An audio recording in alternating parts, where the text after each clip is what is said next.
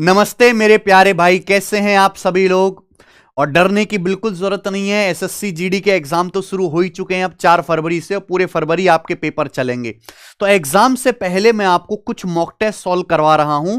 ये mock test number 1 है, और एग्जाम में जाने से पहले इस मॉक टेस्ट के एक एक सवाल को जरूर करके जाइए, क्योंकि एसएससी जीडी में नए सवाल ज्यादा नहीं बनाता है एग्जामिनर, वही पुराने सवालों को रिपीट करके ही देता रहता है।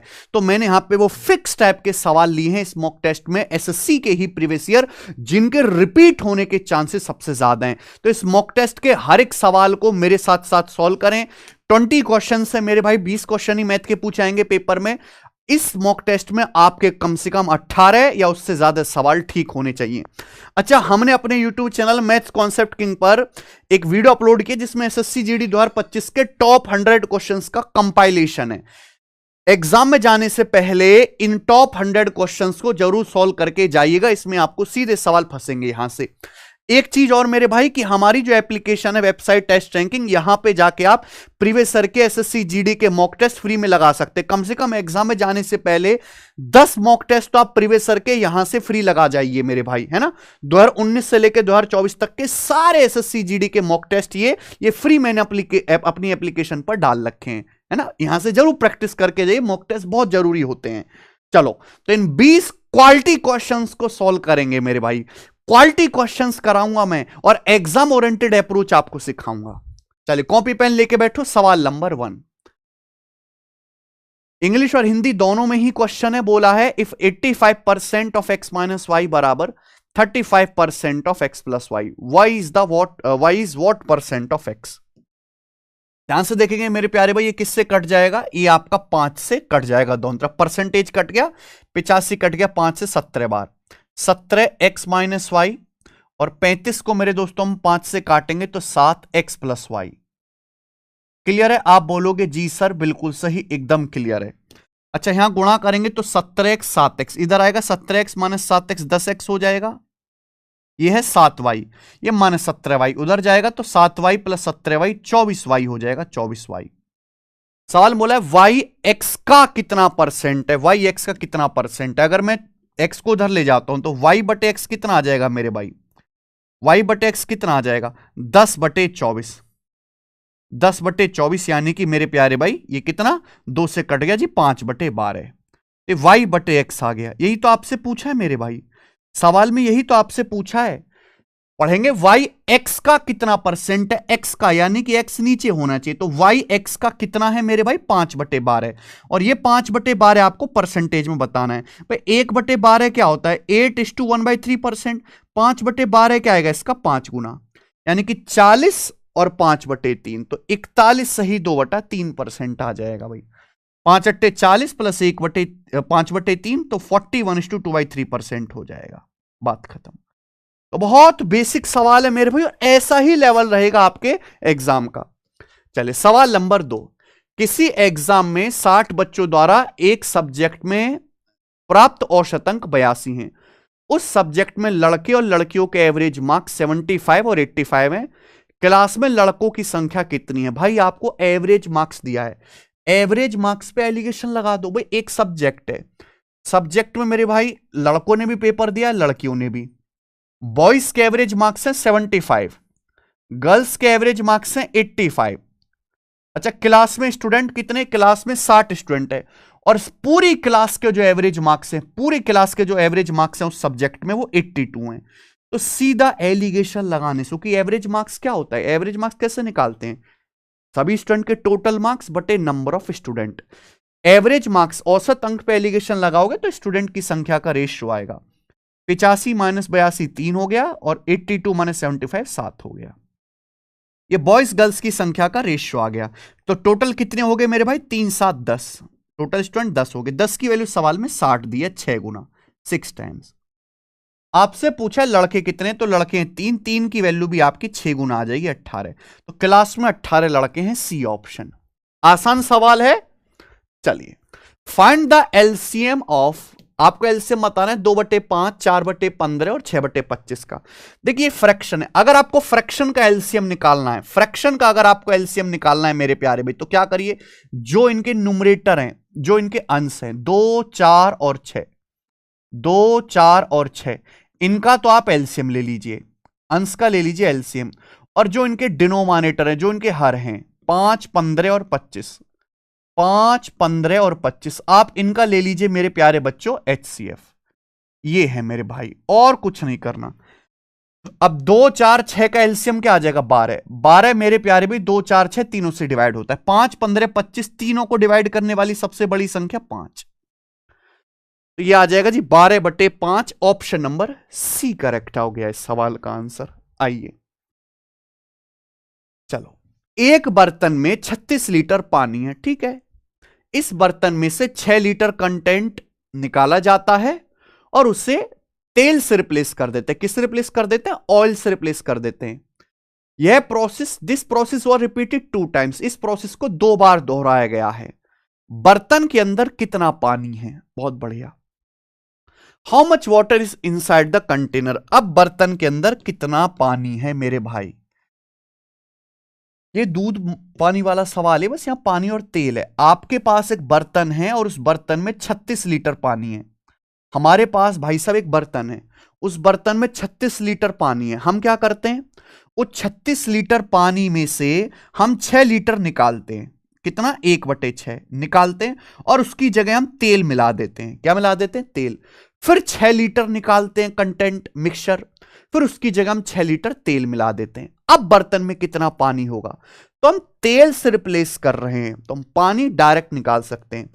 36 लीटर अगर हमारे पास है, हम 6 लीटर निकाल रहे हैं 1/6, तो मल्टीप्लाइंग फैक्टर कितना आएगा भाई? अगर मैंने 1 में से 1/6 निकाल लिया तो मल्टीप्लाइंग फैक्टर बचेगा 5/6।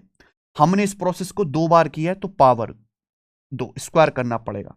25/36, 36 गुणा 25/36, 36 36 कट जाएगा 25 लीटर। तो अब बर्तन में 25 लीटर पानी है। C option answer. Next, GD 2024 का ही सवाल है। What the rate of simple interest at which sum of money become 3 time of itself in 24 साल। साधारण ब्याज की दर क्या है जिससे कोई धनराशि 24 साल में 3 गुना हो जाएगी? मेरे भाई, कोई धनराशि 3 गुना हो गई, इसका मतलब क्या है? 3 गुना होने का मतलब 1 रुपए 3 रुपए बन गए। 1 रुपया इन्वेस्ट किया, 3 रुपए बन गया, तो आपको ब्याज कितना मिला? 2 रुपए। 2 रुपए का मतलब 200% आपको ब्याज मिला। 200% कितने साल में? 24 साल में। 24 साल में अगर आपको 200% ब्याज मिला तो 1 साल में कितना ब्याज है? 24 से डिवाइड कर देंगे, यही ब्याज की दर है। क्लियर है? 8 से जाएगा मेरे भाई, ये 25 बार और ये 3 बार, 25/3% यानी कि 8.33% पर एनम ब्याज की दर आ गई। बी ऑप्शन, बात खत्म। अब इससे आसान तरीका नहीं हो सकता मेरे भाई सवालों को करने का। सवाल नंबर 6, ए एक काम को हर दिन 6 घंटे काम करके 15 दिन में कर सकता है, बी से हर दिन 5 घंटे काम करके 10 दिनों में कर सकता है। बोला है हर दिन 9 घंटे काम करते हुए उन्हें काम करने में कितना समय लगेगा। सवाल में बोला है कि अगर ए और बी दोनों हर दिन 9 घंटे काम करें एक साथ तो काम कितने दिनों में हो जाएगा। बहुत बढ़िया। वैसे तो इस सवाल को करने के ना तरीके बहुत सारे हैं, इस क्वेश्चन को करने के तरीके बहुत सारे हैं, पर मैं वो बताऊंगा जो सबसे आसान है। देखो मेरे भाई, ए अगर हर दिन 6 घंटे काम करता है तो काम कर सकता है 15 दिन में। सवाल में बोला है कि अगर दोनों हर दिन 9 घंटे काम करे तो काम कितने दिन में हो जाएगा। अगर ए हर दिन 6 घंटे काम करता है तो काम 15 दिन में होगा। अगर ए 9 घंटे काम करे तो काम कितने दिन में होगा? 15 छिक्का 90/9, 10 दिन में। यानी कि अगर ए हर दिन 9 घंटे काम करता है तो काम 10 दिन में होगा। ऐसे बी के बारे में, अगर बी हर दिन 5 घंटे काम करता है तो काम खत्म होता है जी 10 दिन में। अगर बी हर दिन 9 घंटे काम करेगा बी, तो काम कितने दिन में होगा मेरे भाई? 5 दुसम 50/9 दिन में, 50/9 दिन में होगा। यानी कि अगर ए हर दिन 9 घंटे काम करता है तो 10 दिन में करेगा। अगर बी हर दिन 9 घंटे काम करता है हर दिन तो 50/9 दिन में करेगा।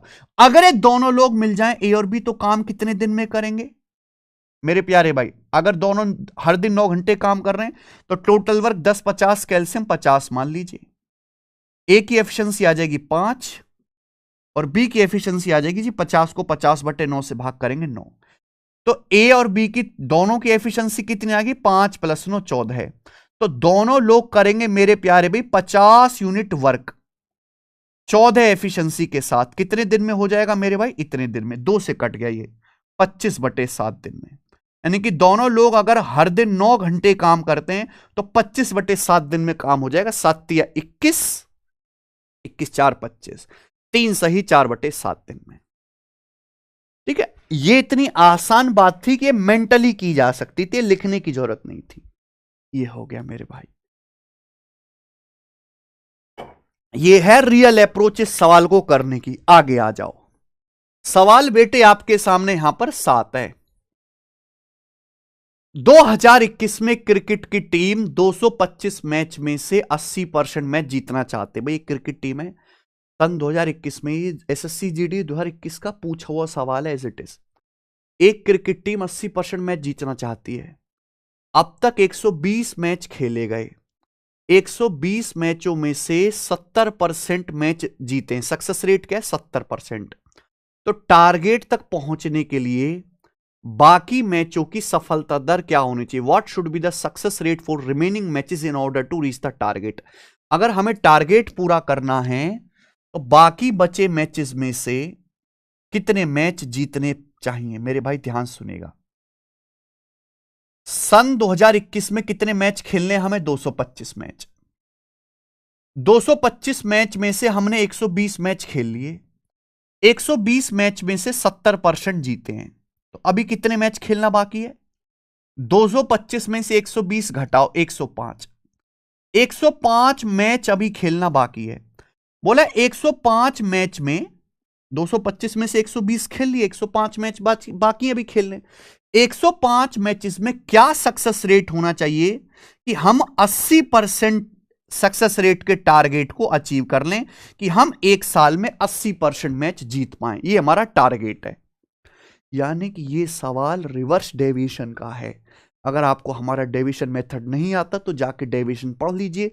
ये तो फिर भी आसान डाटा का सवाल है, कितना भी मुश्किल सवाल क्यों ना आ जाए आप तुरंत कर लोगे। मैच की संख्या का रेशियो ले लो, 15 से कट रहा है। 15 8 120, 15 7 105। रेशियो ले लिया करिए बेस का, 15 8 120, 15 7 105। भाई हमें टोटल कितने मैच जीतने? 80%। तो भाई ये भी 80% होना चाहिए, ये भी 80% होना चाहिए। हमें ओवरऑल 80% मैच जीतने हैं, पर ये हमने कितने जीते? 70% ही जीते हैं। अब 80 से 70 10% कम है। हमने स्टार्टिंग में 8 मैचों का 10% कम जीता है, 8 मैचों का 10%। तो बैलेंस करने के लिए एक्स्ट्रा करना पड़ेगा। 8 2 80% एक्स्ट्रा करना पड़ेगा मेरे प्यारे भी। कितने मैचेस में? 7 मैचेस में। कितने मैचेस में? 7 मैचेस में, बटे 7 ही आ जाएगा। क्या आ जाएगा मेरे भाई? 80% प्लस कितना जाएगा? 11 7 77 और 3 80, 11 सही 3/7। तो 80 + 11 आ गया 91। 91:3/7% रिमेनिंग मैचों का आपका सक्सेस रेट आना चाहिए। 91:3/7%। बेस्ट तरीका है मेरे प्यारे भाई, बेस्ट। आइए सवाल नंबर है भाई आपके सामने 8। मान लीजिए कि x 1420 और 1780 के बीच की एक संख्या है, और जब x को 10 15 24 32 से डिवाइड किया जाता है तो हर बार 7 से इस फल आता है। x के अंकों का योग क्या है मेरे भाई? बोला है x एक ऐसा नंबर है, x एक ऐसी संख्या है जिसे 10 15 24 32 से डिवाइड करने पर हर बार 7 रिमाइंडर आता है। 7 x क्या होगा मेरे भाई? x जो होगा वो होगा एलसीएम ऑफ, बिल्कुल मैं आपको बेसिक बता दे रहा हूं, 10 15 24 32। ये वो संख्या होगी जो इन चारों से डिवाइड हो जाएगी। इसका मल्टीपल भी सबसे डिवाइड हो जाएगा। हर बार 7 रिमाइंडर बचना चाहिए +7। ये ऐसा नंबर है, ये ऐसे नंबर की स्टैंडर्ड फॉर्म है जिसको चाहे 10 से, चाहे 15 से, चाहे 24 32 किसी से भी डिवाइड करो 7 रिमाइंडर आएगा। के क्या है? के इज एनी नेचुरल नंबर। के इज ए नेचुरल नंबर। ठीक है जी। देखो सवाल को ऑप्शन से नहीं होगा मेरे भाई, ये वाला सवाल ऑप्शन से नहीं होगा ये।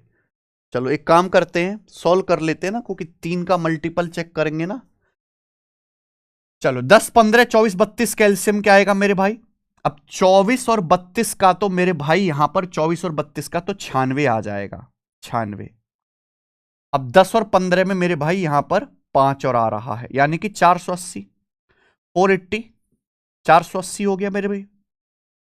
480 इन सभी से डिवाइड होता है। आप बोलोगे हाँ जी सर बिल्कुल सही, सबसे डिवाइड होता है। 480k + 7 ये x की वैल्यू है। ये वो नंबर है, चाहे इसको 10 से, चाहे 15 से, 24, 32 किसी से भी डिवाइड करो, 7 रिमाइंडर आएगा। बोला है x 1420 और 1780 के बीच की संख्या है। हम k का मान क्या लें, k की वैल्यू क्या लें कि 1420 और 1780 के बीच में आए? k की वैल्यू आपको लेनी पड़ेगी 3, k की वैल्यू 3 पुट करनी पड़ेगी, क्योंकि अगर आप k का मान 3 रखोगे तो 480 का 3 गुना 1440 + 7, ये आ जाएगा 1447। 1447 एक ऐसा नंबर है जो 1420 और 1780 के बीच में है। तो ये x का मान आ गया। इसके अंकों का योग पूछा है तो 1 4 5 4 9 7 16, 16 सवाल का आंसर है 16। ठीक है ना, क्योंकि यहां मैं डिजिटल सम लगा रहा था ना, तो सारे ऑप्शन सेटिस्फाई हो रहे हैं, इसलिए हमें बेसिक से करना चाहिए। बढ़िया सवाल है मेरे भाई, दोबारा से आ सकता है ऐसा। नेक्स्ट, जब प्रत्येक संख्या 22, 39, 56 और 107 में से x घटाया जाता है तो इस क्रम में परिणामी संख्याएं समानुपात क्या होती है मेरे प्यारे भाई? समानुपात, इस अनुपात में नहीं, समानुपात, समान अनुपात में होती हैं। x + 3 और 3x - 7 के बीच मीन प्रोपोर्शनल क्या है? आपको x + 3 और 3x - 7 का मध्य अनुपात निकालना है। क्या आएगा मेरे भाई? a और b का मीन प्रोपोर्शनल होता है √ab। x + 3 और 3x - 7 का मीन प्रोपोर्शनल जो आएगा वो ये आएगा। क्लियर? क्या आप मेरी बात को समझे? आप बोलोगे हाँ जी सर। अब बहुत बेहतरीन लॉजिक है, ध्यान सुनिएगा। बोला है आपको 4 नंबर दिए, यहां पर आपको यहां पे 4 नंबर दिए, 22, 39, 56 और 107, 4 नंबर दिए। सवाल में कहा है जब इन चारों संख्याओं में से x घटाया जाता है तो रिजल्टेंट नंबर प्रोपोर्शन में होते हैं। तो बेसिक ये शॉर्टकट क्या है x का मान जल्दी निकालने का? डिफरेंस लीजिए, देखो 39 और 22 का डिफरेंस, ये देखिए 39 22 का डिफरेंस 17, 107 और 56 का डिफरेंस 51। आप इनका रेशियो ले लीजिए अगर हो रहा है तो। कट रहा है मेरे भाई, 17 3 51, 1:3 आ गया, 1:3। क्लियर है? हमें x का मान निकालना है सीधा सीधा। मैं आपको बता रहा हूं कि कभी ऐसा सवाल आए तो कैसे करना है।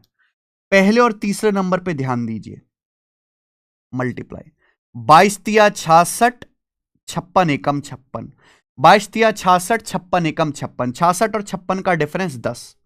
नीचे लिखना है ये रेशियो, 1 और 3 रेशियो का डिफरेंस, 1 और 3 का डिफरेंस 2 यानी कि 5। x का मान 5 आ गया। क्लियर है? आप बोलोगे हाँ सर x का मान 5 आ गया। अगर आप इनमें से 5 घटाओगे तो संख्याएं जो हैं मेरे प्यारे भाई प्रोपोर्शन में होंगी। यहां रख दीजिए, x की जगह 5 रखेंगे, 5 + 3 8, 5 तिया 15 - 7 8, ये आ जाएगा मेरे दोस्त इसका √8। 8 ही सवाल का आंसर है। ऑप्शन नंबर यहां से ए सही है। नेक्स्ट, यस, ये एक सवाल देखिए हमने सीजल का डाल दिया है। पाइप एक्स एक टंकी को 9 घंटे में भर सकता है, तो हमारे पास एक पाइप एक्स है, वो एक टंकी 9 घंटे में भर सकता है, और पाइप वाई इसे 21 घंटे में भर सकता है। वाई 21 घंटे में भर सकता है, दोनों भरने वाले पाइप हैं।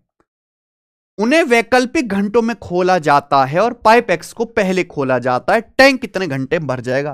देखो दोनों पाइप को अल्टरनेट आवर्स के लिए खोला जाता है, यानी कि पहले पाइप एक्स खोला जाता है, फिर पाइप वाई खोला जाता है, फिर पाइप एक्स, फिर pipe y, pipe x, pipe y, ऐसे चल रहा है। 1 घंटे एक्स ओपन करते हैं, फिर अगले घंटे वाई ओपन करते हैं। टैंक कितने समय में भर जाएगा? भाई 9 और 21 का एलसीएम 63। मान लीजिए जो आप टैंक भर रहे हैं उसकी कैपेसिटी 63 है। पाइप एक्स की एफिशिएंसी कितनी आ जाएगी? 7, और वाई की कितनी आ जाएगी? 3। अब बताओ, पहले घंटे पाइप एक्स खोला जाएगा तो पहले घंटे पाइप एक्स कितना भरेगा? 7 यूनिट। अगले घंटे पाइप वाई कितना भरेगा 3 यूनिट, और यही पैटर्न रिपीट होता जाएगा।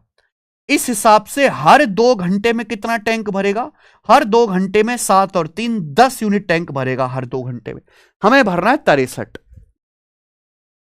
तो आप मुझे 10 का कौन सा मल्टीपल है 63 के नजदीक, 60। अगर मैं दोनों तरफ 6 से गुणा कर दूं, 6 से, तो मुझे यह बताइए कि 12 घंटे में कितना टैंक भर जाएगा।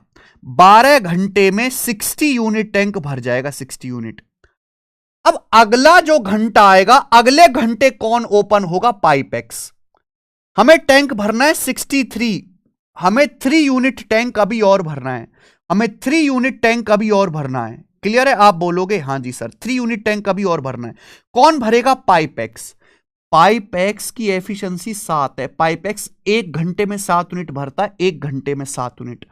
तो 3 यूनिट भरने में कितना समय लगेगा, 3/7 घंटे लगेगा, 3/7 घंटे। तो पूरा टैंक 12 सही 3/7 घंटे में भर जाएगा, बी ऑप्शन। ठीक है जी, आसान सवाल है, मुश्किल तो नहीं लग रहा कोई भी। करो बच्चों, सवाल नंबर 11 आपके सामने, बनाइए। एक व्यापारी एमआरपी पर 28% की छूट देता है, फिर भी 20% का प्रॉफिट कमाता है। अगर वस्तु की बिक्री पर 10.5 का लाभ होता है, तो पूछा है वस्तु का अंकित मूल्य क्या है, एमआरपी क्या है। मेरे भाई, अगर किसी सवाल में डिस्काउंट परसेंटेज दिया है और प्रॉफिट परसेंटेज दिया है, तो उस सवाल में सीपी से एमपी का रेशियो हम आसानी से निकाल सकते हैं। एक व्यापारी एमआरपी पर 28% डिस्काउंट देता है, 20% लाभ होता है, सीपीएमपी का ratio 100 minus D upon 100 plus P, direct formula है। तो 100 माइनस डी, 100 में से 28 डिस्काउंट घटाएंगे 72, प्रॉफिट है 20%, 100 प्लस 20 120 ही आया। किससे चला जाएगा भाई, 24 से, 24 तिया 72, 24 पंजे 120, सीपी से एमपी का रेशियो आ गया। ये हमसे पूछा एमआरपी, एमआरपी तो पता नहीं चलेगा। सवाल में बोला है कि सामान को बेचने से 10.5 का लाभ होता है। आप मुझे बताओ लाभ किस पे होता है, सीपी पर। लाभ, अगर आप किसी वस्तु को बेचेंगे तो उसके क्रय मूल्य, लागत मूल्य पे लाभ होता है। सवाल में दिया हमने किसी सामान को बेचा, हमने किसी सामान को बेचा तो 20% का प्रॉफिट हुआ, और सवाल के अनुसार सामान को बेचने से प्रॉफिट कितने का हुआ, 10.5 का, यानी कि कॉस्ट प्राइस का 20% 10.5 है। क्या आपको मेरी बात समझ में आ गई? किसी सामान को बेचने से 20% का लाभ हुआ, जबकि लाभ हुआ 10.5 का, तो सीपी का 20% 10.5, तो सीपी कितना है, 100% की वैल्यू कितने, 5 से गुणा, ये 5 से गुणा आएगा ना बेटा, 20 पंजे 100% की वैल्यू कितनी आएगी, 10.5 का 5 गुना, 52.5, यानी कि आर्टिकल का जो कॉस्ट प्राइस है मेरे प्यारे भाई, वो 52.5 है। आपसे पूछे मार्क प्राइस, हमारे पास सीपी से एमपी का रेशियो है, मुझे कॉस्ट प्राइस पता चल गया 52.5, 52.5 रुपीज। बताओ कितने गुना, 17 और ये 17.5 गुना हो गया मेरे भाई। ठीक है जी, ये भी 5 की वैल्यू भी 17.5 गुना आएगी मेरे भाई, यानी कि 85 और 2.5, 85 में 2.5 जोड़ूंगा तो 87.5 रुपीज, 87.5 रुपीज आर्टिकल का एमआरपी आ जाएगा, 87.5 ऑप्शन नंबर ए। बहुत प्यारा सवाल, एकदम दिल गार्डन गार्डन कर दिया भाई सवाल ने। देखो कितने अच्छे अच्छे सवाल मैंने कंपाइल किए प्रीवियस ईयर के, रेलेवेंट, हर सवाल में कुछ नया सीखोगे, और यही वो क्वेश्चन है जो आपको पेपर में फंसा सकते हैं, और मतलब बाकी तो आप नॉर्मल कर ही लोगे। इन्हीं सवालों के रिपीट होने के चांस पेपर में सबसे ज्यादा हैं। सुरेश का खर्चा और उसकी बचत 3:1 के रेशियो में, तो भाई साहब सुरेश भाई हैं, सुरेश भाई का खर्चा एक्सपेंडिचर और उनकी सेविंग्स 3:1 के रेशियो में, 3 रुपए खर्च करते हैं तो 1 रुपया बचता है। सुरेश जी की इनकम 25% बढ़ जाती, इनकम, बचत 20% बढ़ जाते, खर्चा कितने परसेंट बढ़ जाएगा भाई, सुरेश जी की बचत 20% बढ़ जाते, 20%, इनकम बढ़ गई 20%। इनकम का मतलब क्या होता है, इनकम का मतलब एक्सपेंडिचर प्लस सेविंग, खर्चा प्लस बचत। एक्सपेंडिचर प्लस सेविंग, खर्चा प्लस बचत, ये होता है इनकम। इनकम आपकी 25% बढ़ गई इनकम। तो सवाल में ये पूछा है मेरे भाई कि खर्चा कितने % बढ़ जाएगा। ये भी डेविएशन का सवाल, ये एलिगेशन से भी हो जाएगा, पर my darling concept is deviation. आप बताओ, एक आदमी की इनकम 25% बढ़ गई इनकम, तो भाई आदमी की कमाई 25% बढ़ गई, तो खर्चा भी 25% बढ़ना चाहिए, खर्चा भी 25% बढ़ना चाहिए, और बचत भी 25% बढ़ना चाहिए। लेकिन बचत बढ़ी है 20%, बचत 25 की बजाय 20% बढ़ी है, 5% कम बढ़ी है। बचत 1 रुपए का 5% कम बढ़ी है, तो बैलेंस करने के लिए यहां 5% कम कर देंगे। बैलेंस करने के लिए 5% कम बढ़े, बैलेंस करने के लिए 5% ज्यादा कर देंगे मेरे भाई। कितने खर्चे पर? खर्चा है 3/3, ये आ जाएगा। तो 25 5/3 का मतलब 1 सही 2/3, तो 25 और 1 26 सही 2/3% हो जाएगा। तो 26 सही 2/3% मेरे प्यारे भाई, डी ऑप्शन आपका खर्चा पड़ गया, खत्म। उड़ा दीजिए मेरे भाई सवाल। सवाल नंबर 13, एक लंबवृत्तीय शंकु का आयतन V है, हाइट h है, शंकु की त्रिज्या वेरिएबल में भी है मेरे भाई।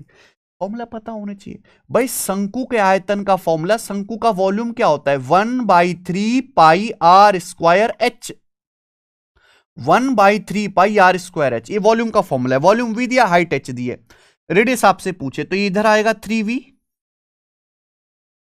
भाई, और ये पाई h नीचे आ जाएगा, बराबर आर स्क्वायर, रेडियस का स्क्वायर। रेडियस आपसे पूछिए तो अंडर रूट लेंगे, तो अंडर रूट 3V/πh आ गया मेरे भाई, under root 3V/πh centimetre, B option. केवल फॉर्मूला आपको पता होना चाहिए था, केवल फॉर्मूला। ये बताएंगे सवाल नंबर 14। करो बच्चों फटाफट। ये अच्छे अच्छे सवाल जो हैं ये हमने किताब में कंपाइलेशन कर रखी है, एसएससी मैथ्स दी कंप्लीट कोचिंग। सारे क्वेश्चन आपको इस बुक में भी मिल जाएंगे। अगर आपके पास एसएससी के एग्जाम की जो मैथ है उसके रिलेटेड क्वेश्चंस नहीं है प्रैक्टिस करने के लिए, तो आपको इस बुक से प्रैक्टिस करने। पहली बात तो चैप्टर वाइज है, टाइप वाइज है, और इसमें सॉल्यूशन दिए हुए हैं। एक कलरफुल बुक है। अब ऐसा नहीं कि आपको जीडी के लिए अलग से कोई किताब लेनी पड़े या सीजीएल सिटसल के लिए अलग किताब लेनी पड़े। एसएससी की दी कंप्लीट कोचिंग, सभी एग्जाम के क्वेश्चंस का कंपाइलेशन, ठीक है। 3 महीने में आप ये किताब खत्म कर सकते हो, और खूब सारे क्वेश्चंस मैंने डाले हैं आप प्रैक्टिस के लिए, 8000 से ज्यादा, ठीक है। एक एक चैप्टर में जैसे ट्रिग्नोमेट्री है, अलजेब्रा है, बड़े चैप्टर हैं, तो इनके 500-500 सवाल आपको प्रैक्टिस करने के लिए मिल जाएंगे। और दूसरा, जो रिपीटेड सवाल है उनको हटा दिया गया, हर एक टाइप का एक एक सवाल इसमें डाला गया है। अगर किसी को बच्चों को प्रैक्टिस करने तो ये बुक ऑर्डर कर लीजिएगा भाई, अमेजन या फ्लिपकार्ट से। एक वस्तु का लागत मूल्य 1545 रुपए है, जो अंकित मूल्य से 25% कम है। वस्तु पर 18% छूट दी जाती है, प्रॉफिट परसेंटेज क्या होगा? बहुत बढ़िया मेरे भाई, गजब सवाल। इसकी तो मुझे कोई जरूरत नहीं है, परसेंटेज पूछा है तो परसेंटेज में ही कैलकुलेशन करेंगे। आपको होता है मार्कअप परसेंटेज और डिस्काउंट परसेंटेज का जब सक्सेसिव करेंगे तो प्रॉफिट परसेंटेज आएगा। मैं पूरा बेसिक से बता देता हूं। सवाल में बोला है एक वस्तु का लागत मूल्य अंकित मूल्य से 25% कम है। कॉस्ट प्राइस मार्क प्राइस से 25% कम है। 25% का फ्रैक्शन वैल्यू 1/4। कॉस्ट प्राइस जो है वो मार्क प्राइस से 25% कम है, यानी कि वस्तु का मार्क प्राइस अगर 4 रुपए तो कॉस्ट प्राइस 1 कम 3 रुपए। सीपी से एमपी का रेशियो है। ये बात समझ में आई? अब हमने आर्टिकल पे 18% छूट दिया। 18% कितना होता है? 18/100 या फिर 9/50। हमने आर्टिकल पे 9/50 का डिस्काउंट दिया। डिस्काउंट किस पे दिया जाता है बच्चों? मार्क प्राइस पे। मार्क प्राइस पे डिस्काउंट देने के बाद क्या आता है? Selling price. कितना डिस्काउंट दिया हमने? 9/50। 50 रुपए एमआरपी, तो 50 पे 9 का डिस्काउंट दिया, तो सामान बेचा कितने में? 41 में। 50 में से 9 घटाइए, तो ये होता है बेटा मार्कअप, सीपी से एमपी का रेशियो। फिर आप डिस्काउंट दिए, अगर आप इन दोनों की मल्टीप्लाई करेंगे, इनका सक्सेसिव करेंगे तो ये कट जाएगा, तो सीधा क्या आएगा? इनिशियल वैल्यू और फाइनल वैल्यू का रेशियो मेरे भाई। यानी कि सीधा प्रॉफिट परसेंटेज आ जाएगा ना, इनिशियल वैल्यू और फाइनल वैल्यू का सीपीएसपी का रेशियो आएगा और यही प्रॉफिट परसेंटेज होता है। ये 2 दूनी 4 और 2 से 50 काट लो 25, तो 25 या 75 रेशियो 41 दूनी 82, यानी कि अल्टीमेटली 75 का सामान 82 में बिका, तो हमें 7 रुपए का प्रॉफिट हुआ बच्चों 75 पर, और परसेंटेज में कितना प्रॉफिट हुआ गुणा 100%। क्लियर है? तो ये आ जाएगा मेरे भाई 25 चौका 100, 25 तिया 75, तो 7 चौक 28/3, 28 को 3 से भाग देंगे तो 3 नाम 27, 1 28, 9 सही 1/3%, यानी कि ये अप्रोक्स आएगा 9.33%, तो 9.33% का मेरे भाई आपको लाभ हुआ। आगे बात समझ में आइए। सवाल नंबर 15, एक त्रिकोणमितीय पार्क है जिसकी भुजाएं 60 मीटर, 297 मीटर और 303 मीटर है। अरे बाप रे। इसका क्षेत्रफल एक वर्गाकार बगीचे के क्षेत्रफल के बराबर है। इसका जो एरिया है, it's area is equal to area of square shaped garden. वो स्क्वायर शेप का एक गार्डन है, वर्गाकार बगीचा, उसके एरिया के बराबर है। What the perimeter of garden, उस बगीचे की परिधि क्या है। यानी कि अगर आपको इस सवाल हल करना है तो आपको पहले स्क्वायर की भुजा निकालनी पड़ेगी गार्डन की साइड। गार्डन की साइड तभी निकलेगी जब आप इस ट्राइंगल का एरिया निकालेंगे। भाई बहुत भयंकर ट्राइंगल है और ये जीडी का पूछा हुआ सवाल है मेरे भाई। अगर आप ध्यान से देखेंगे तो 3 से कट रहा है, ये 3 से कट रहा है मेरे प्यारे। अगर आप यहां पे 3 से डिवाइड कर दोगे मेरे दोस्तों तो 3 60 कट जाएगा 20 बार, ये कट जाएगा 99 बार, और 3 से 303 कटेगा 101 बार। 20 99 101, दिमाग में घंटी बजती है। अगर किसी त्रिभुज की 3 भुजाएं 20 99 101 हैं तो वो राइट एंगल ट्राइंगल है मेरे प्यारे भाई। ये राइट एंगल ट्राइंगल है। 20 99 101 एक पाइथागोरन ट्रिपलेट है। ये पाइथागोरन ट्रिपलेट होता है 20 99 101, याद कर लीजिए। बस यहां पे 3 गुना करके दिया हुआ है, 3 टाइम्स है, 3 गुना। क्लियर? आप मेरी बात को समझे? आप बोलोगे हाँ जी सर समझे। यानी कि ये राइट एंगल ट्राइंगल है, समकोण त्रिभुज, जिसमें ये दोनों जो भुजाएं हैं ये 90 डिग्री बनाने वाली भुजाएं। ये सबसे बड़ी भुजा यानी कि हाइपोटेनस होगी। अब राइट एंगल ट्राइंगल का एरिया होता है 1/2, 90 डिग्री बनाने वाली साइड की मल्टीप्लाई, 1/2 90 डिग्री बनाने वाली भुजाओं का मल्टीप्लाई। ये राइट एंगल ट्राइंगल का एरिया आ गया। तो ये एक ट्राइंगुलर पार्क है, ट्राइंगुलर पार्क का एरिया ये आ गया।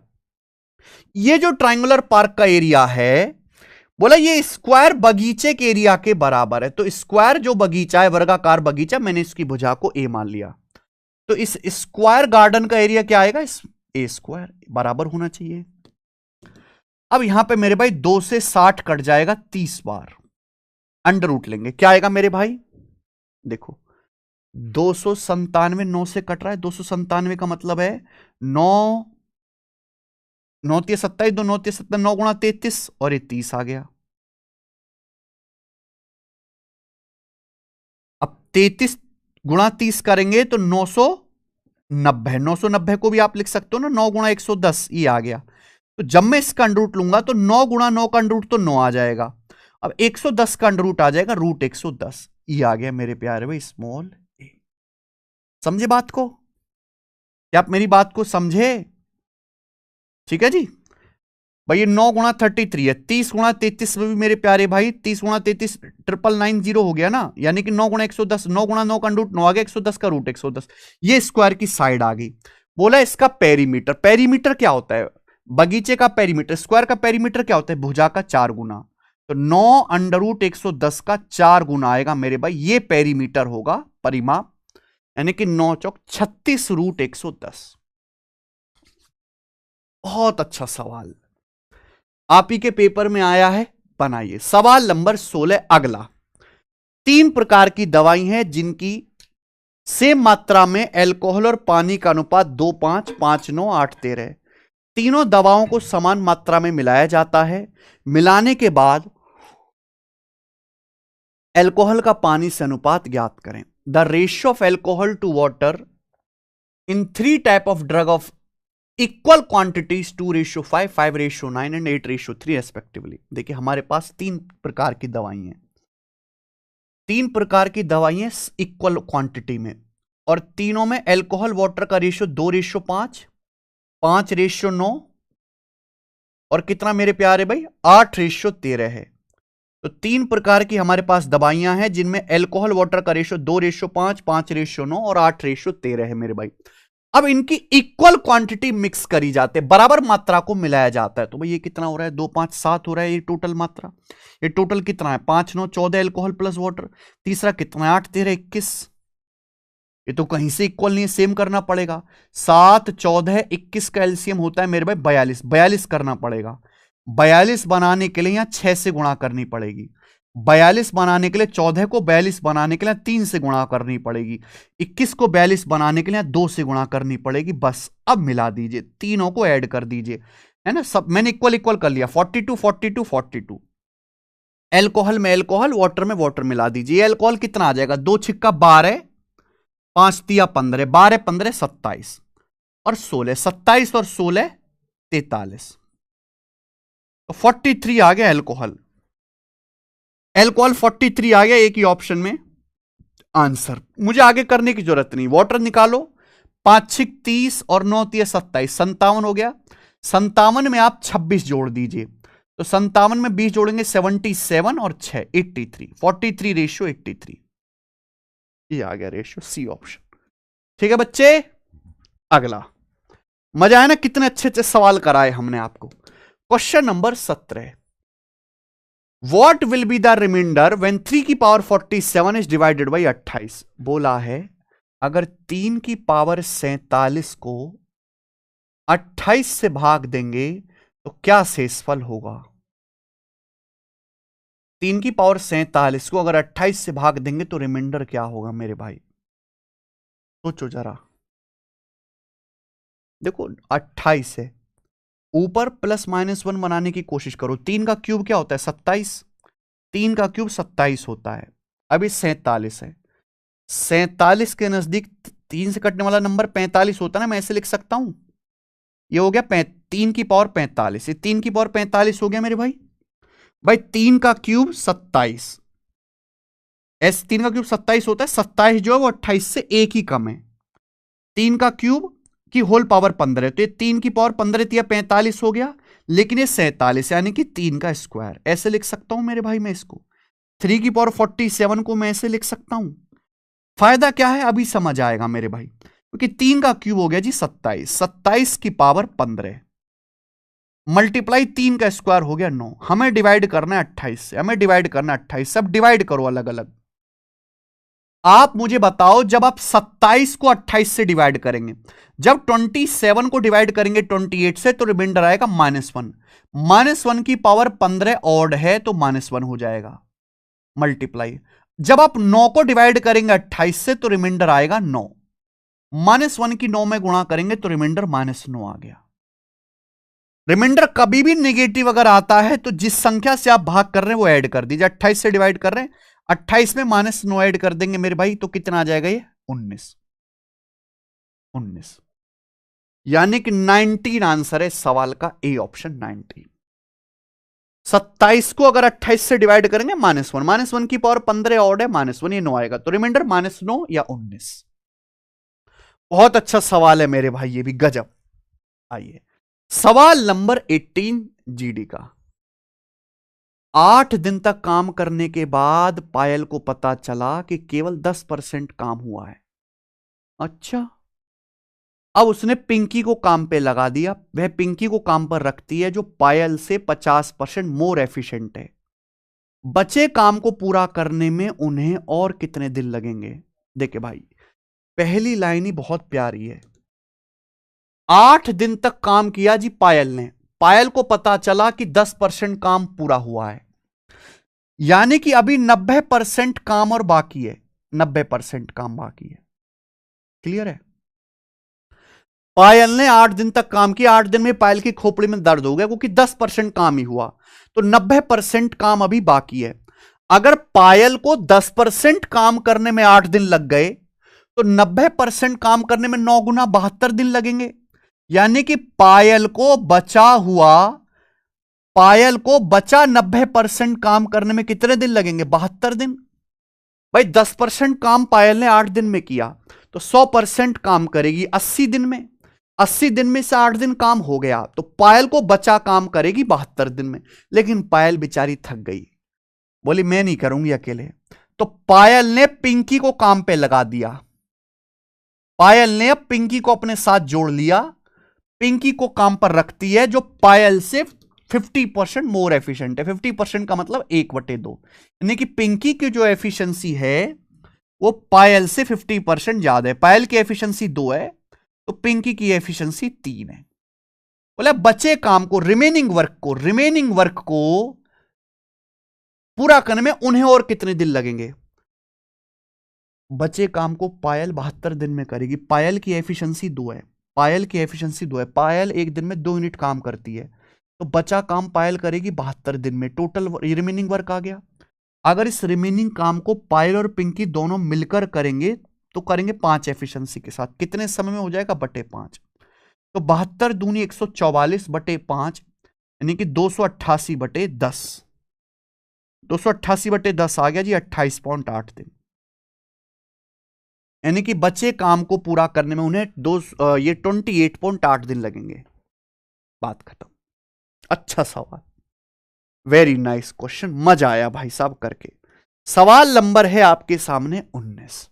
आइए, कौन करेगा?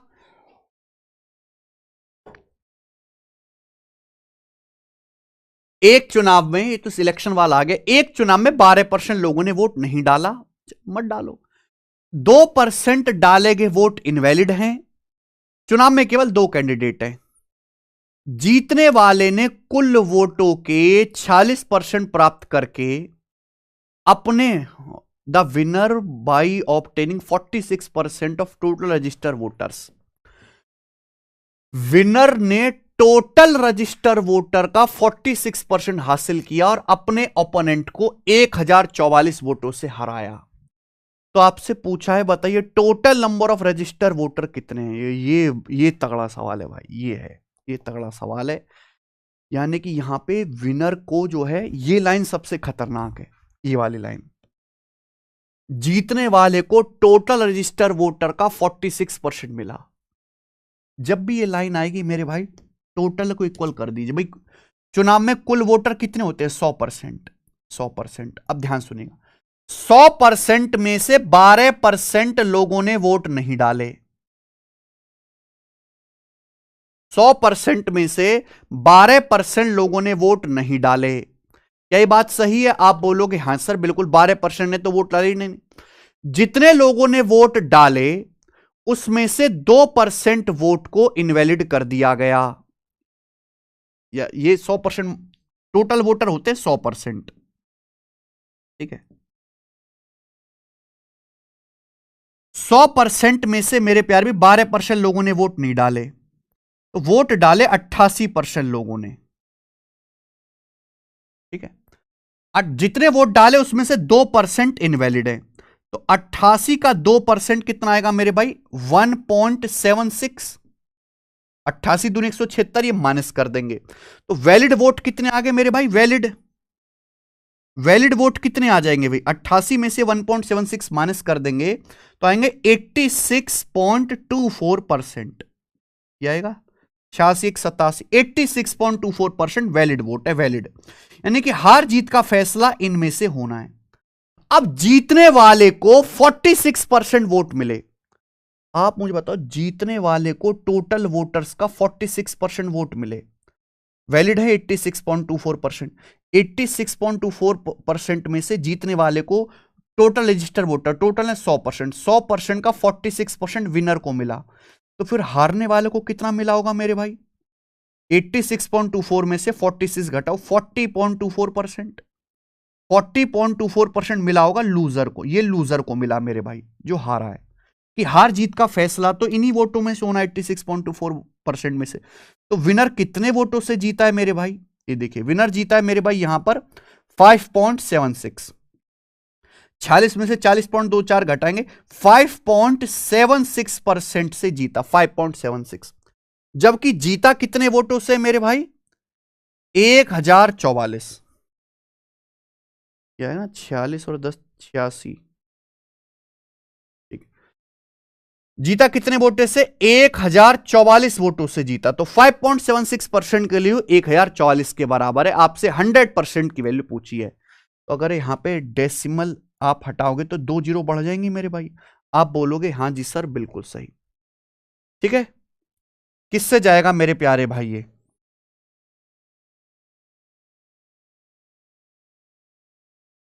हम्म 18 से 18 तिया 54, 18 तिया 54, 54 के बाद 18 दूनी 36, यहां से 18 पंजे 90 और 14, 18 पंजे 90, 90 के बाद मेरे प्यारे भाई आपका यहां से 14 बच जाएगा। 18 अट्ठे 144, 5800। तो 32% की वैल्यू 5800 है।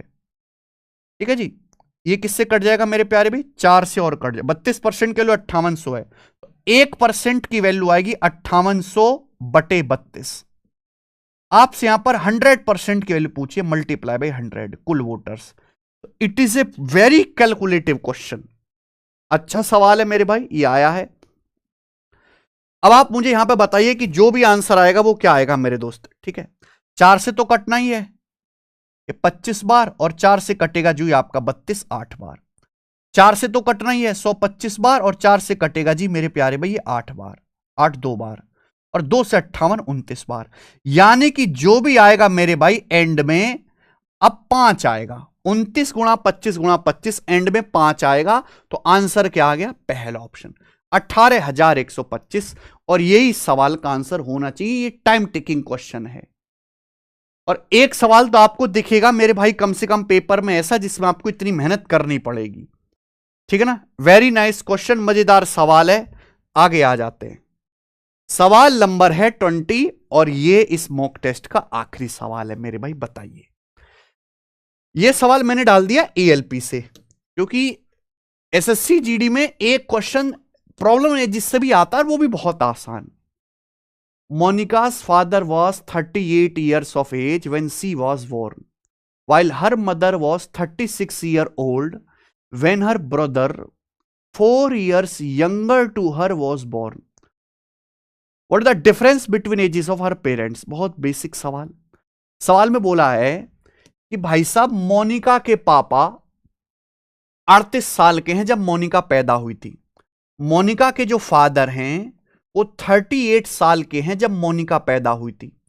और सवाल में बोला है मोनिका की मदर 36 साल की हैं जब उसका भाई जो 4 साल छोटा है मोनिका से वो पैदा हुआ था। मोनिका की मां उस समय 36 साल की थी जब 4 साल छोटे भाई का जन्म हुआ था। देखिए, मोनिका से 4 साल छोटे भाई का जन्म हुआ होगा मोनिका के 4 साल बाद, यानी कि मम्मी की उम्र 4 साल बाद 36 की होगी, 4 साल बाद। तो अभी के टाइम मम्मी की उम्र कितनी होगी? 32 साल की। तो अभी जो है मम्मी मोनिका के बर्थ के समय 32 साल की हैं कि नहीं है? बोलो, मोनिका की मम्मी अभी 32 साल की हैं। 4 साल बाद मोनिका का छोटा भाई पैदा होगा, तब उसकी मम्मी 36 साल की हो जाएंगी। तो मोनिका के बर्थ के समय पापा 38 के, उसकी मम्मी मदर 32 की हैं। तो दोनों की एज में डिफरेंस कितने का है? 6 साल का डिफरेंस है। काफी अच्छा और बेसिक सा सवाल है ये तो। ठीक है जी, इसी के साथ ये मॉक टेस्ट भाई समाप्त होता है। आप देखिए, हर एक चैप्टर के हमने सवालों को टच किया। जैसे सवाल पेपर में आ सकते हैं, मैंने बिल्कुल टाइम वेस्ट नहीं किया, तुरंत आपको बड़ा बड़ा क्वेश्चन सिखाए। ये मॉक टेस्ट आपको कैसा लगा, इसके सवालों का सॉल्यूशन कैसा लगा, हमें कमेंट्स में जरूर बताइएगा मेरे भाई। एक जानकारी मैं आपको दे दूं कि अगर आप इसी तरीके से अपने गणित की अप्रोच को सुधारना चाहते हैं और आप अगले साल 2026 में पेपर देंगे, अभी आपकी ग्रेजुएशन चल रही है या इस साल आप तैयारी करेंगे, तो बेस्ट जो है रिसोर्स है, बेस्ट बैच है मेरे भाई, रिकॉर्डेड क्लासेस कैरविल एप्लीकेशन पर हमारी आ चुकी है। आज 1 फरवरी से इसके रजिस्ट्रेशन ओपन है। 0 to हीरो मैथ स्पेशल, जो बिगनर बच्चों के लिए, फ्रेशर बच्चों के लिए खासकर 2 साल इस बैच की वैलिडिटी रहेगी। इसके रजिस्ट्रेशन ओपन हो चुके हैं, और 999 की फीस में मात्र आपको ये अर्थमेटिक प्लस एडवांस दोनों एक साथ मिल जाएंगी। क्लासेस, सारी क्लासेस आपको एक साथ मिल जाएंगी मेरे भाई। ठीक है बच्चों, तो ये हमारा एसएससी जीडी का मॉक टेस्ट 1 था। अब मैंने 3 मॉक टेस्ट रेडी कर दिए, आपके एग्जाम से पहले मैं तीनों मॉक टेस्ट करा दूंगा, जरूर करके जाइएगा मेरे भाई। लास्ट टाइम पे कुछ भी नया पढ़ने की जरूरत नहीं है, बस जो हम आपको मॉक टेस्ट करा रहे हैं उतना करिए और रिवीजन करिए, दैट्स इट। धन्यवाद मेरे प्यारे भाई। कमेंट जरूर करें कि आपको ये मॉक टेस्ट मेरे साथ सॉल्व करके कैसा लगा, सवालों का लेवल कैसा लगा। धन्यवाद, बाय।